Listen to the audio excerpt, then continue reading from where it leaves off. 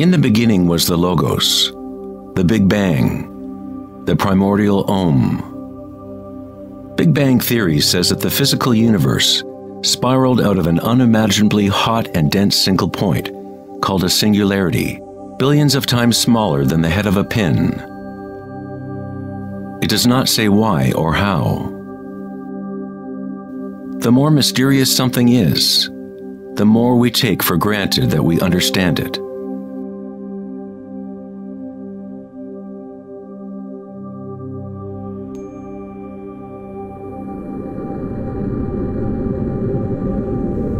It was thought that eventually gravity would either slow the expansion or contract the universe in a big crunch. However, images from the Hubble Space Telescope show that the universe's expansion seems to be actually accelerating, expanding faster and faster as it grows out of the Big Bang. Somehow, there is more mass in the universe than physics predicted. To account for the missing mass, physicists now say that the universe consists of only 4% atomic matter, or what we consider normal matter.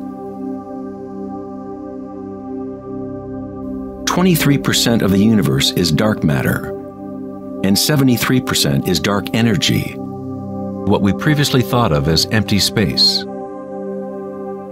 It is like an invisible nervous system that runs throughout the universe, connecting all things.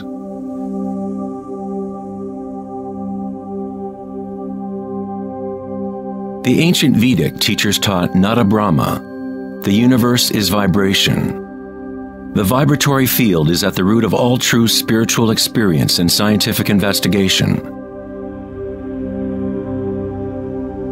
It is the same field of energy that saints, Buddhas, yogis, mystics, priests, shamans, and seers have observed by looking within themselves.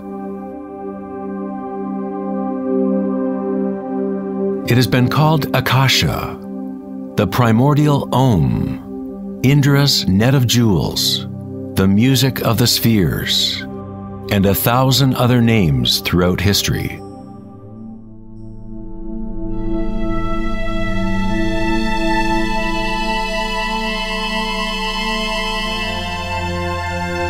It is the common root of all religions.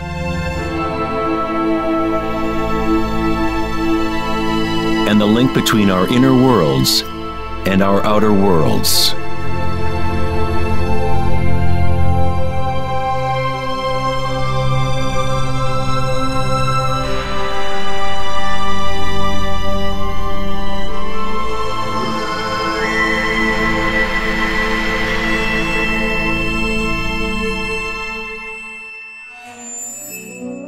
In Mahayana Buddhism in the 3rd century, they described a cosmology not unlike the most advanced physics of modern day.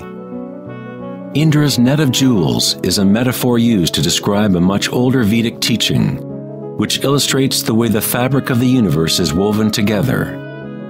Indra, the king of the gods, gave birth to the sun and moves the winds and the waters. Imagine a spider web that extends into all dimensions. The web is made up of dewdrops, and every drop contains the reflection of all the other water drops. And in each reflected dewdrop, you will find the reflections of all the other droplets.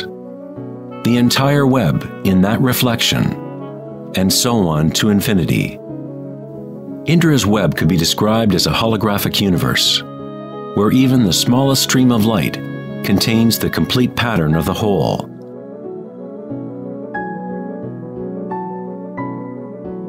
The Serbian-American scientist Nikola Tesla is sometimes referred to as the man who invented the 20th century.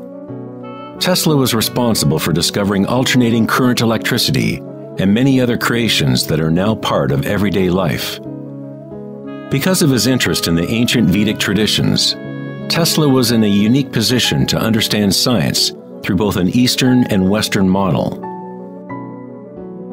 Like all great scientists, Tesla looked deeply into the mysteries of the outer world, but he also looked deeply within himself. Like the ancient yogis, Tesla used the term Akasha to describe the etheric field that extends throughout all things. Tesla studied with Swami Vivekananda, a yogi who brought the ancient teachings of India to the West. In the Vedic teachings, Akasha is space itself, the space that the other elements fill, which exists simultaneously with vibration. The two are inseparable. Akasha is yin to prana's yang.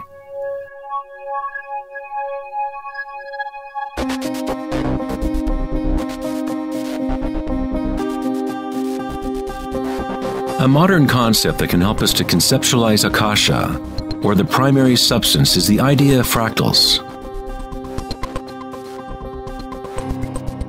It wasn't until the 1980s that advances in computers allowed us to actually visualize and reproduce mathematically the patterns in nature. The term fractal was coined in 1980 by mathematician Benoit Mandelbrot, who studied certain simple mathematical equations that, when they are repeated, produce an unending array of changing mathematical or geometrical forms within a limited framework. They are limited, but at the same time, infinite. A fractal is a rough geometric shape that can be split into parts, each of which is at least approximately a reduced size copy of the whole pattern, a property called self-similarity. Mandelbrot's fractals have been called the thumbprint of God.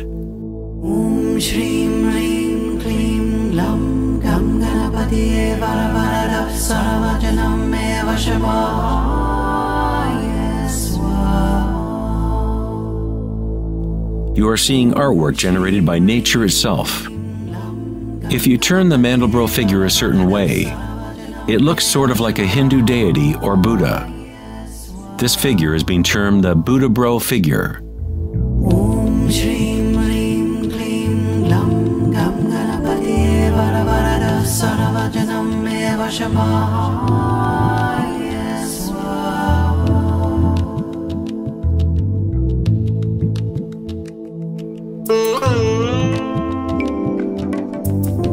If you look at some forms of ancient art and architecture, you will see that humans have long associated beauty and the sacred with fractal patterns.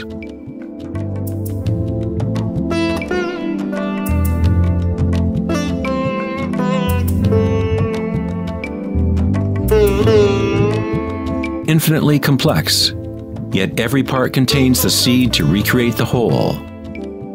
Fractals have changed mathematicians' views of the universe and how it operates. With each new level of magnification, there are differences from the original. Constant change and transformation occurs as we traverse from one level of fractal detail to another. This transformation is the cosmic spiral, the embedded intelligence of the matrix of time-space.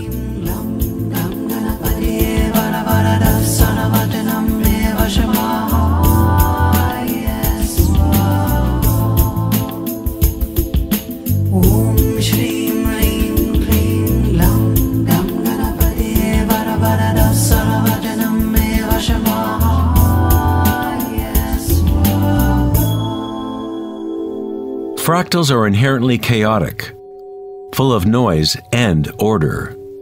When our minds recognize or define a pattern, we focus on it, as if it is a thing. We try to find the patterns we see as beautiful, but in order to hold the pattern in our minds, we must push away the rest of the fractal.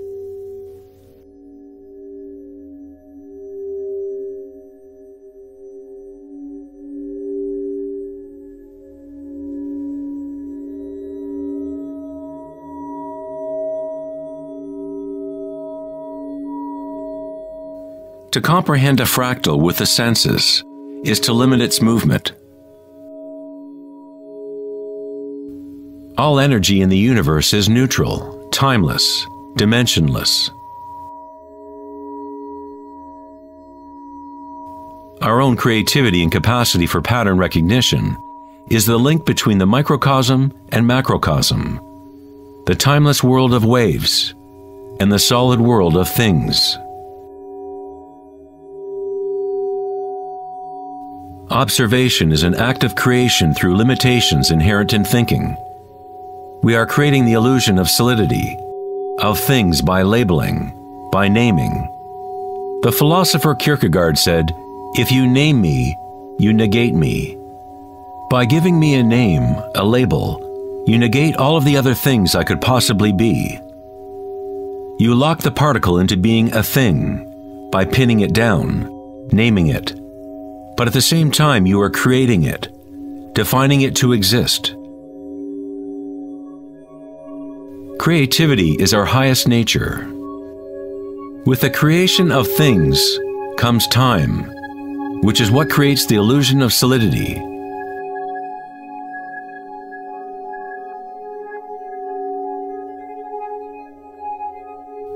Einstein was the first scientist to realize that what we think of as empty space is not nothing. It has properties. And intrinsic to the nature of space is nearly unfathomable amounts of energy. The renowned physicist Richard Feynman once said, "There is enough energy in a single cubic meter of space to boil all the oceans in the world." Advanced meditators know that in the stillness lies the greatest power. The Buddha had yet another term for the primary substance, what he termed kalpas, which are like tiny particles or wavelets that are arising and passing away trillions of times per second.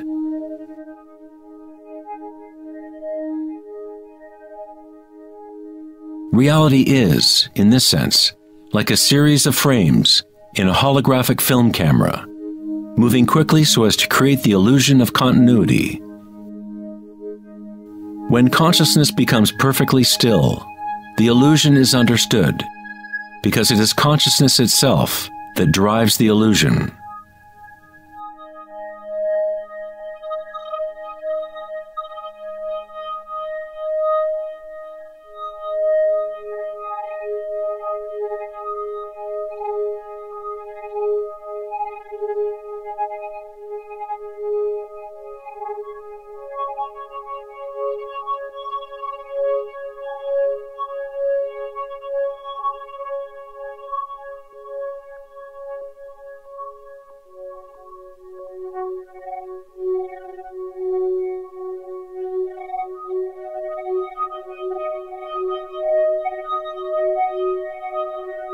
In the ancient traditions of the East, it has been understood for thousands of years that all is vibration. Nada Brahma, the universe is sound. The word nada means sound or vibration, and Brahma is the name for God. Brahma simultaneously is the universe and is the creator. The artist and the art are inseparable. In the Upanishads, one of the oldest human records from ancient India, it is said, Brahma the creator, sitting on a lotus, opens his eyes, and a world comes into being. Brahma closes his eyes, and a world goes out of being. Ancient mystics, yogis, and seers have maintained that there is a field at the root level of consciousness. The Akashic field, or the Akashic records, where all information, all experience, past, present, and future, exists now and always. It is this field or matrix from which all things arise, from subatomic particles to galaxies, stars, planets, and all life.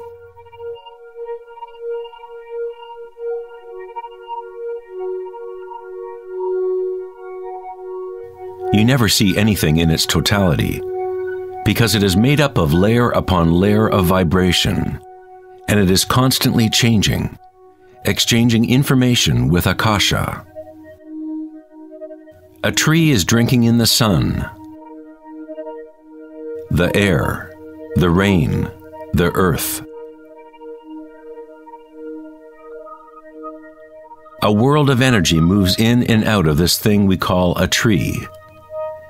When the thinking mind is still, then you see reality as it is, all aspects together. The tree and the sky and the earth, the rain and the stars are not separate. Life and death, self and other, are not separate, just as the mountain and the valley are inseparable. In the Native American and other indigenous traditions, it is said that everything has spirit, which is simply another way of saying everything is connected to the one vibratory source. There is one consciousness, one field, one force that moves through all. This field is not happening around you, it is happening through you, and happening as you. You are the you in universe. You are the eyes through which creation sees itself. When you wake from a dream, you realize that everything in the dream was you. You were creating it. So-called real life is no different. Everyone, everything is you. The one consciousness looking out of every eye. Under every rock.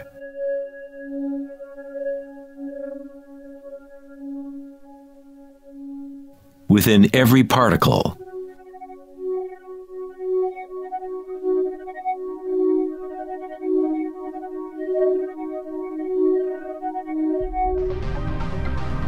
International researchers at CERN, the European Laboratory for Particle Physics, are searching for this field that extends throughout all things.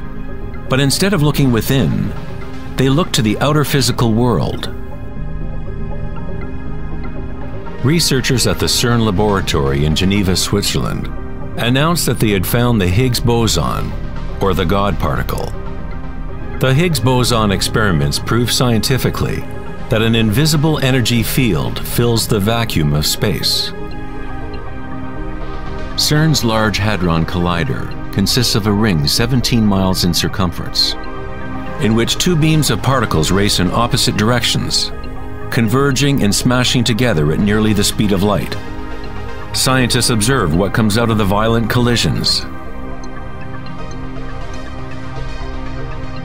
The standard model cannot account for how particles get their mass. Everything appears to be made of vibration, but there is no thing being vibrated. It is as if there has been an invisible dancer, a shadow, dancing hidden in the ballet of the universe. All the other dancers have always danced around this hidden dancer. We have observed the choreography of the dance, but until now we could not see that dancer.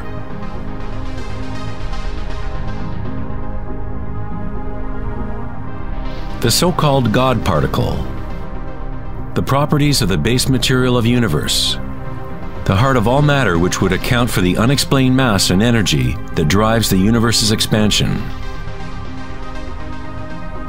But far from explaining the nature of the universe, the discovery of the Higgs boson simply presents an even greater mystery, revealing a universe that is more mysterious than we ever imagined.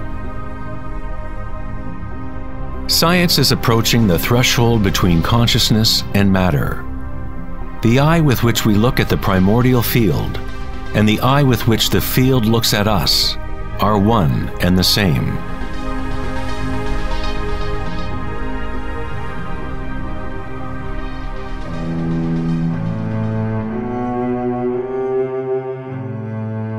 The German writer and luminary Wolfgang von Goethe said, "The wave is the primordial phenomenon which gave rise to the world." Cymatics is the study of visible sound. The word cymatics comes from the Greek root cyma, which means wave or vibration.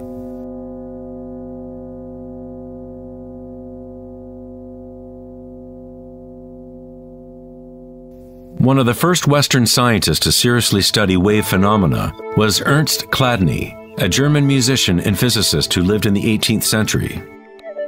Chladni discovered that when he spread sand on metal plates and then vibrated the plates with a violin bow, the sand arranged itself into patterns.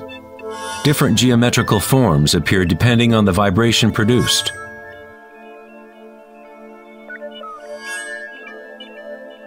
Chladni recorded an entire catalog of these shapes, and they are referred to as Chladni figures.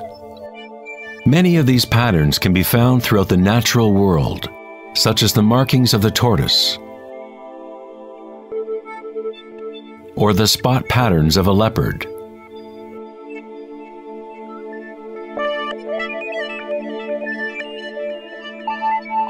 Studying Chladni patterns or cymatic patterns is one secret way in which high-end guitar, violin, and other instrument makers determine the sound qualities of the instruments they make.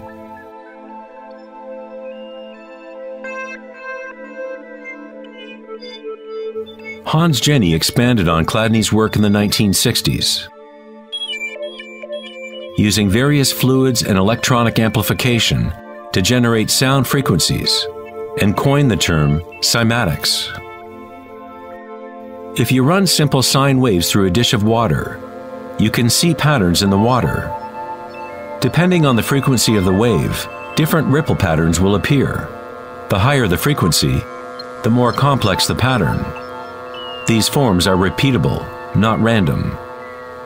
The more you observe, the more you start to see how vibration arranges matter into complex forms from simple repeating waves. This water vibration has a pattern similar to a sunflower.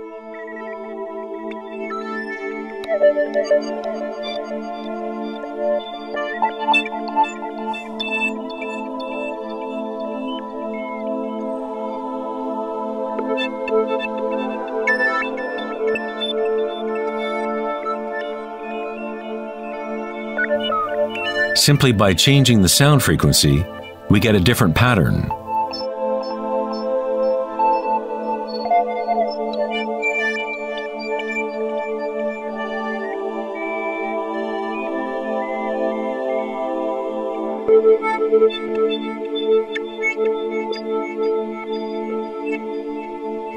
Water is a very mysterious substance.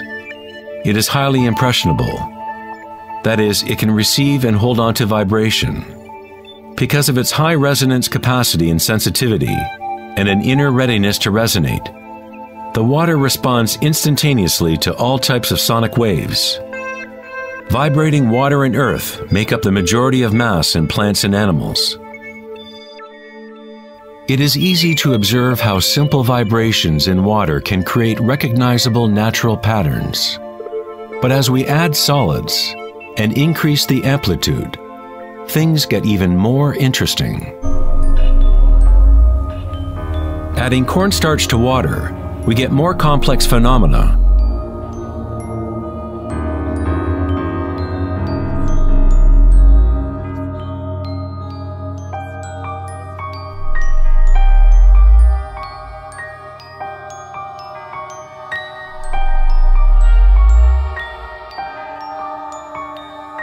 Perhaps the principles of life itself can be observed as vibrations move the cornstarch blob into what appears to be a moving organism.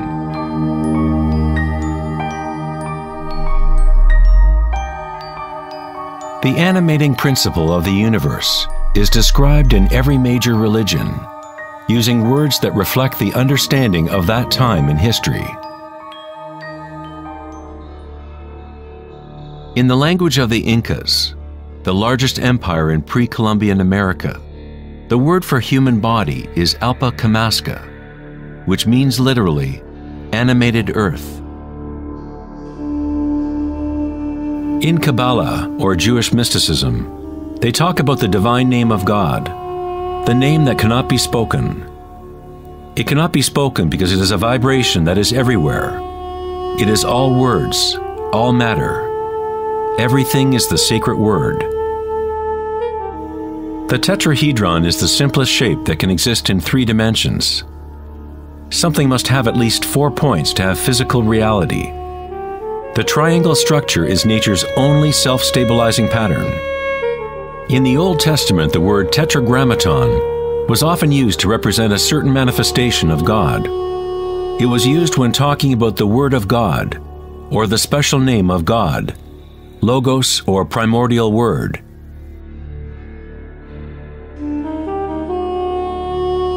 The ancient civilizations knew that at the root structure of the universe was the tetrahedral shape.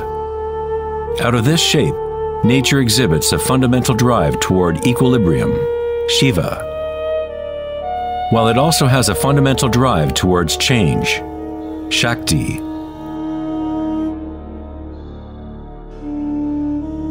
In the Bible, the Gospel of John usually reads, "In the beginning was the Word," but in the original text, the term used was logos.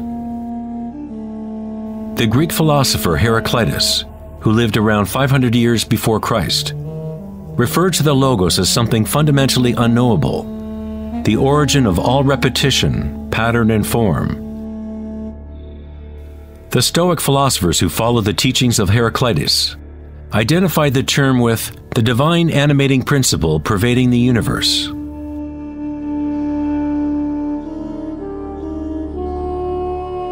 In Sufism, the Logos is everywhere and in all things.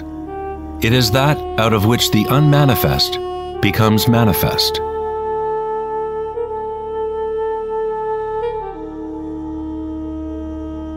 In the Hindu tradition, Shiva Nataraja literally means Lord of the Dance. The whole cosmos dances to Shiva's drum. All is imbued or ensouled with the pulsation. Only as long as Shiva is dancing can the world continue to evolve and change. Otherwise, it collapses back into nothingness. While Shiva is representative of our witnessing consciousness, Shakti is the substance or stuff of the world. While Shiva lies in meditation, Shakti tries to move him, to bring him into the dance. Like yin and yang, the dancer and the dance exist as one. Logos also means unconcealed truth. He who knows the Logos knows the truth. Many layers of concealment exist in the human world, as Akasha has been swirled into complex structures, concealing the source from itself. Like a divine game of hide and seek, we have been hiding for thousands of years, eventually forgetting about the game completely. We somehow forgot that there was anything to find. In Buddhism, one is taught to directly perceive the Logos, the field of change, or impermanence within oneself through meditation. When you observe your inner world, you observe subtler and subtler sensations and energies as the mind becomes more concentrated and focused. Through the direct realization of anicca, or impermanence at the root level of sensation, one becomes free of attachment to transient external forms. Once we realize there is one vibratory field that is the common root of all religions, how can we say, my religion, or this is my primordial Om, my quantum field?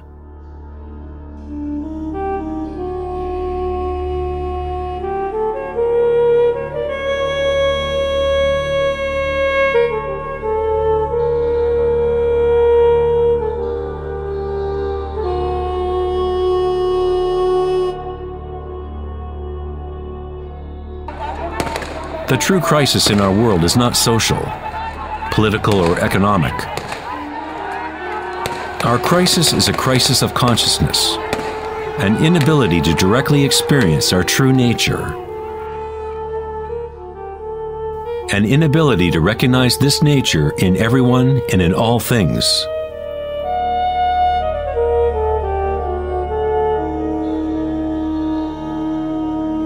In the Buddhist tradition, the Bodhisattva is a person with an awakened Buddha nature. A Bodhisattva vows to help to awaken every being in the universe, realizing that there is only one consciousness.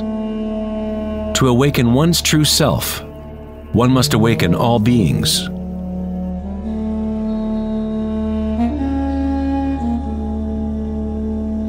There are innumerable sentient beings in the universe. I vow to help them all to awaken. My imperfections are inexhaustible. I vow to overcome them all. The Dharma is unknowable. I vow to know it. The way of awakening is unattainable. I vow to attain it.